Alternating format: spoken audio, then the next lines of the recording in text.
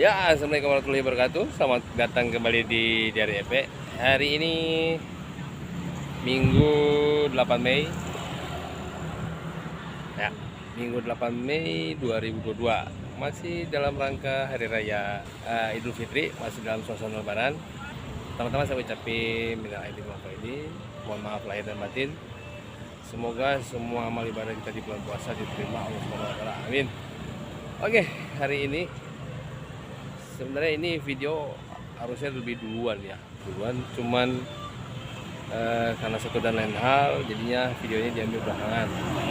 Video ini ya review, mungkin udah dilihat di judul, review Ford Everest generasi 1 TDI tahun 2006. Harusnya setelah saya ambil ini saya review, cuman ya itu tadi karena satu dan lain hal ada beberapa yang perlu diperbaiki. Nah, saya perbaiki, cuma nanti tetap aja yang tayang duluan video yang ini. Oke, mungkin langsung aja ke reviewnya. Pertama-tama bagian eksteriornya. Oke, yuk. Oke, pertama-tama di bagian bumper dulu ya, bumper depan, bagian depan ini. Kalau yang punya saya ini Ford Everest-nya, lampu depannya udah diganti sama pemilik sebelumnya, pakai yang buat gini dia.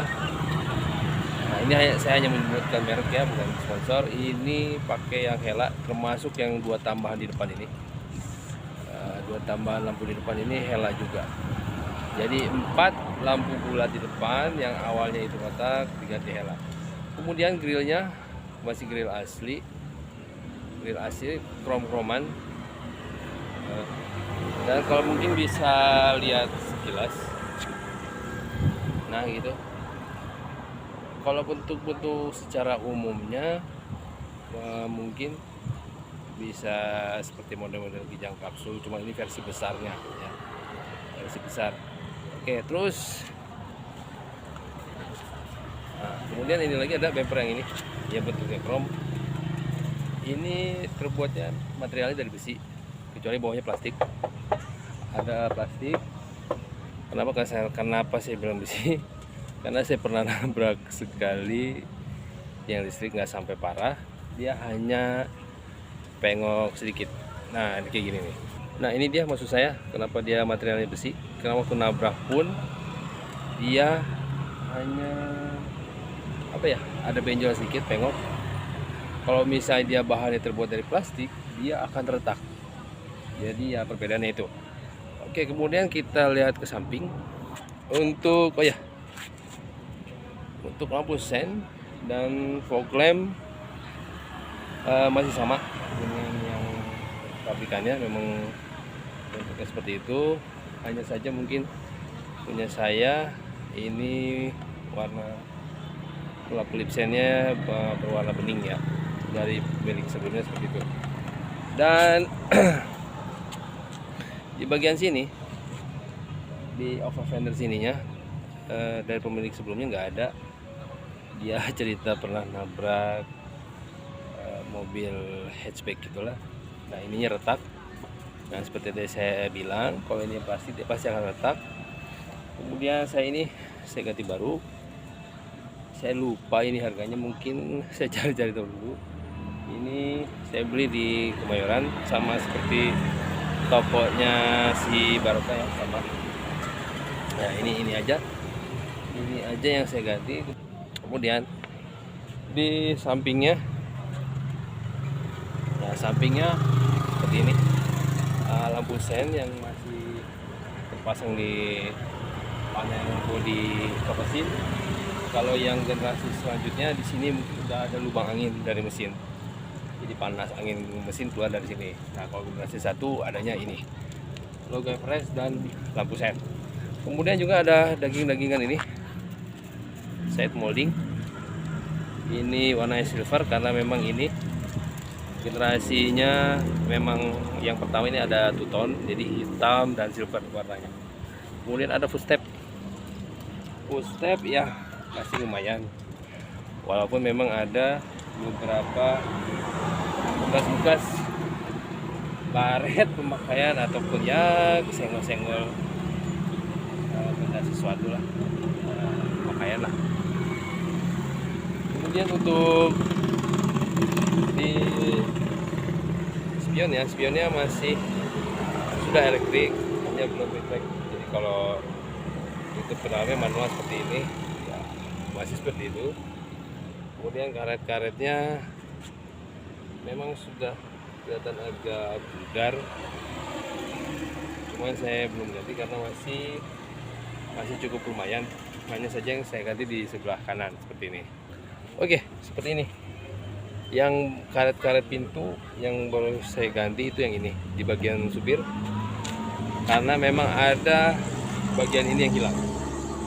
Bagian ini yang hilang dan dia nggak bisa beli per part ininya aja. Jadi harus satu part ini.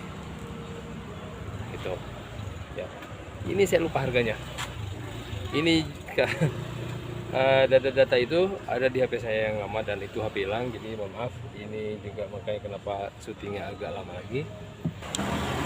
Oh ya, untuk mobil saya juga ini di keempat pintunya ini sudah ada door guardnya. Jadi kalau misalnya kita buka pintu, ada tembok atau apapun, dia tidak langsung terkena bodinya, panel pintunya, tapi terbantu dengan ini. Kontak pertama yang terbantu dengan panel ini di keempat pintu ada. Nah iya, ini di mobil saya dia ada emblem limited. Cuman yang saya tahu limited itu untuk Ford Everest yang 4WD dan Matic. Nah sementara punya saya ini 2WD Matic. Nah yang saya tahu itu limited, tapi koreksi saya bila saya salah. Ya, yang saya tahu yang Ford Everest itu yang Matic maupun yang manual 2WD itu Ford Everest XLD. Ya, itu. Nah untuk bagian konde ban harusnya ada hardcover. Hardcovernya ada. Untuk bagian belakang, di bagian belakang tentunya ada wiper belakang. Ya, di setiap Everest pasti ada di wiper belakangnya. Kemudian bagian belakang lagi ada ini. Jadi untuk membuka bagasi belakang ini ada tempat di balik logo Ford. Kemudian ini ada lampu untuk menerangi si plat nomornya.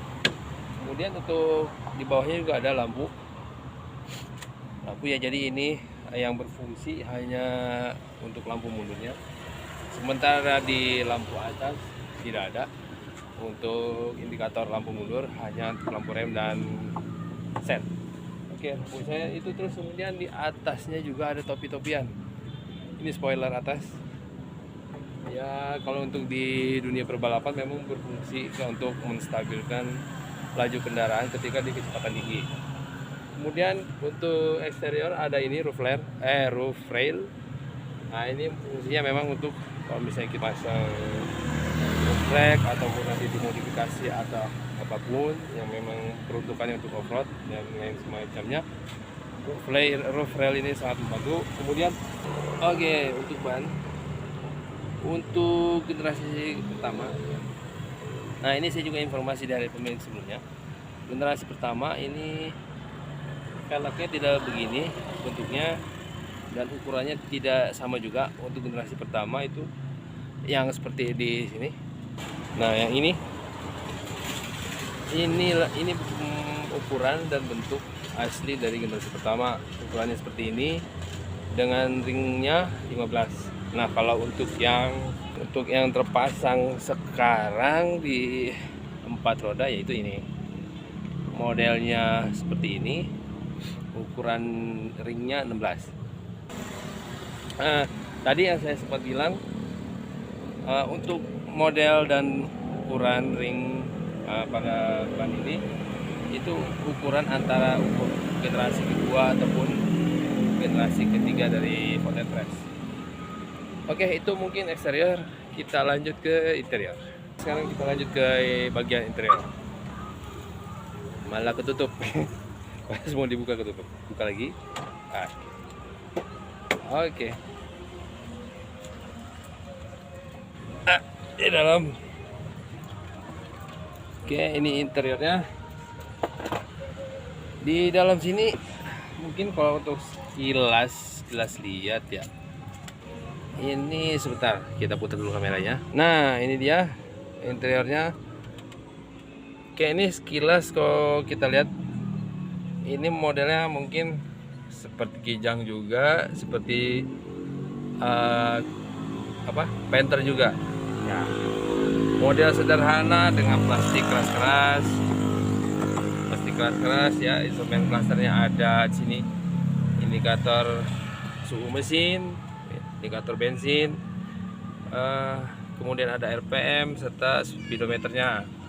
Kemudian di sini ada jam. Ini fungsinya untuk wiper belakang. Ini saya lupa nih apa ya. Ini ke atas kita wiper belakang goyang, maksudnya berfungsi. Di bawahnya itu untuk apa ya? Kecurutannya. Kemudian ini, nah ini tombol ini untuk fog lamp bawah. Jika kita nggak mau nyalain fog lampnya, ini tinggal pencet. Nah, kalau mau nyalain fog lamp lagi, ini pencet. Tapi tetap harus nyalakan dulu ini switch lampu kecilnya dulu ya. Kalau switch lampu kecilnya nggak nyalain, terus ininya dipencet-pencet pun tidak akan berfungsi. Jadi harus switchnya dinyalakan dulu. Oke, kemudian ini ada pengontrol electric mirror untuk kanan kiri. Ini kita geser dulu untuk kiri, ini geser untuk kanan kalau tidak digunakan di tengah. Nah, ini untuk lampu pada instrumen cluster yang di tengah. Jadi kalau kita turunkan lampunya lebih redup, kalau dinaikkan lebih terang. Oke, kita coba dulu.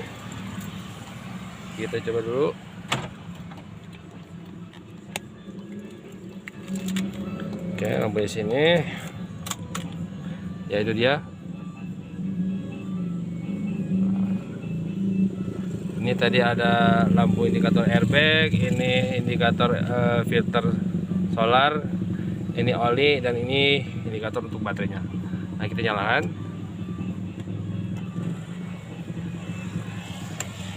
Oke, mungkin mesin nyalain dulu. Oke, mesin nyalain. Oh, mungkin karena siang hari jadi tidak terlalu terlihat lampu pada instrumen clusternya nyala atau enggak.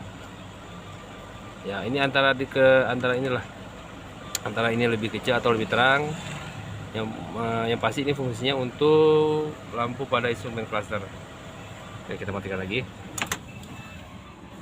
Kemudian pada panel dashboard di sini ada ini tip single din, kemudian ini ada AC.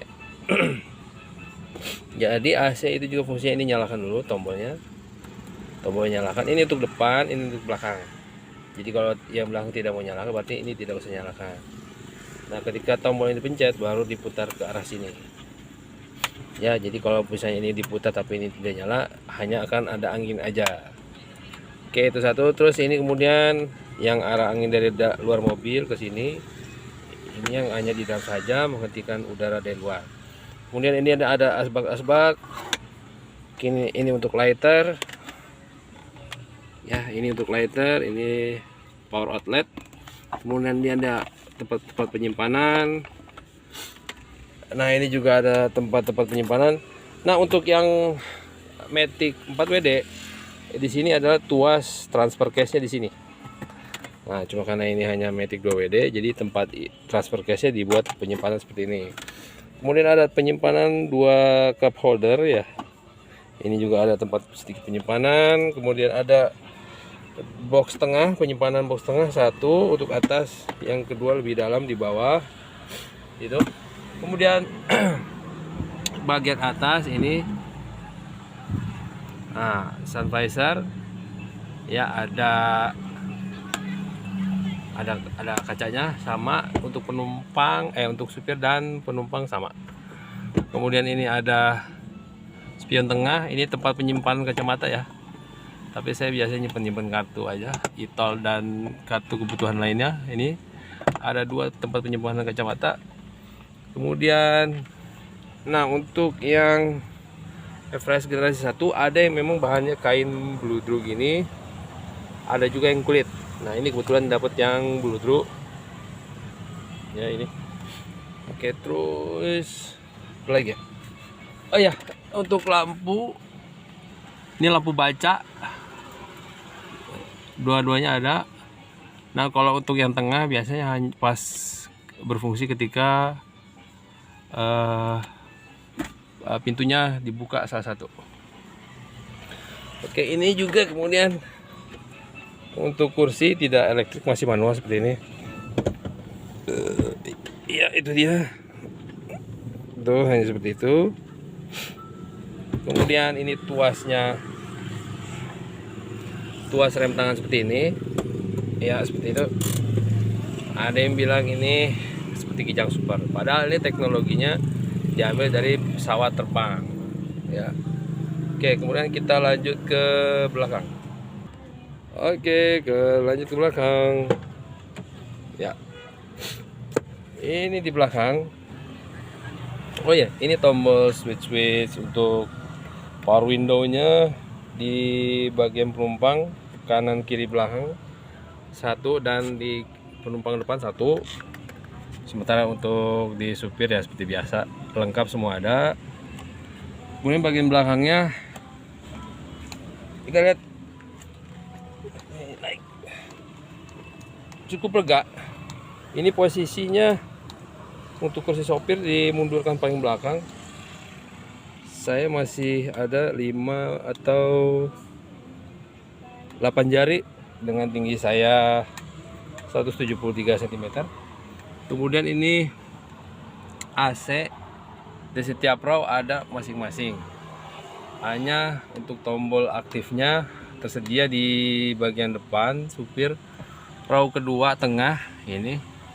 Sedangkan row ketiga hanya ke bagian blower AC-nya aja, ini 2. Oke, sekarang lihat row ketiganya ya.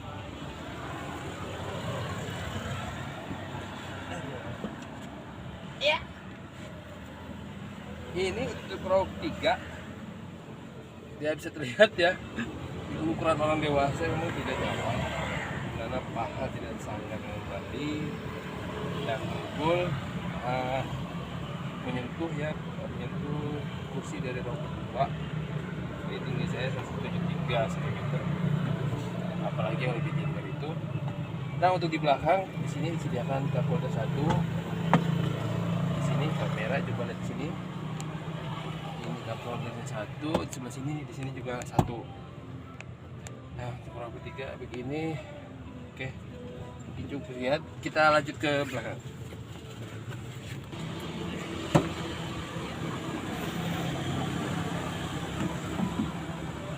Paling belakang sini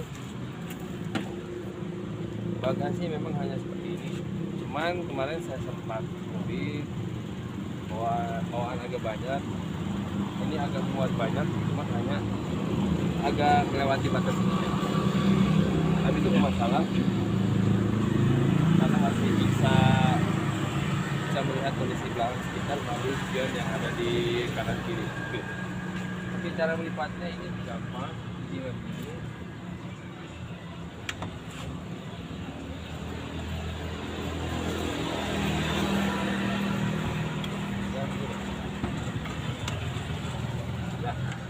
kemudian kalau mau diambil kursi di jambul, ada tuas di sini, tinggal tarik kemudian bawa, sangat mudah, sangat praktis, jadilah bagasi yang ada di tuas. Oke.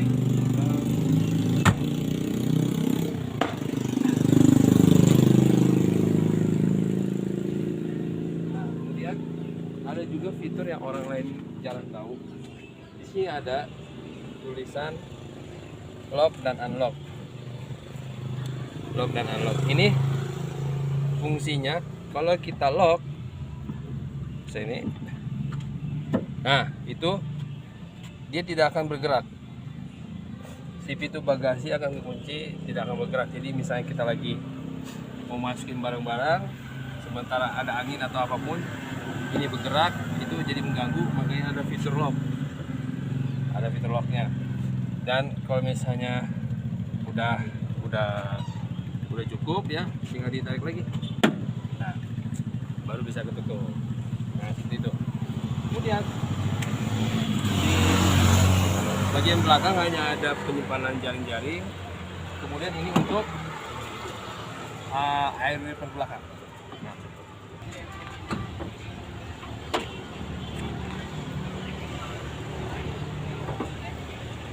mesin ini untuk yang generasi pertama itu 2500 cc pakai turbo. Di depan situ intercooler kecil, kemudian di situ ada filter udaranya yang masih TDI, belum TDCi, belum common rail. Nanti udah generasi selanjutnya baru udah common rail, dan mungkin yang terbaru juga cc-nya enggak 2,5 tapi cuma 2200 cc, cuma tenaga lebih besar. Karena teknologi pasti seperti itu, cc makin kecil tapi tenaga makin besar.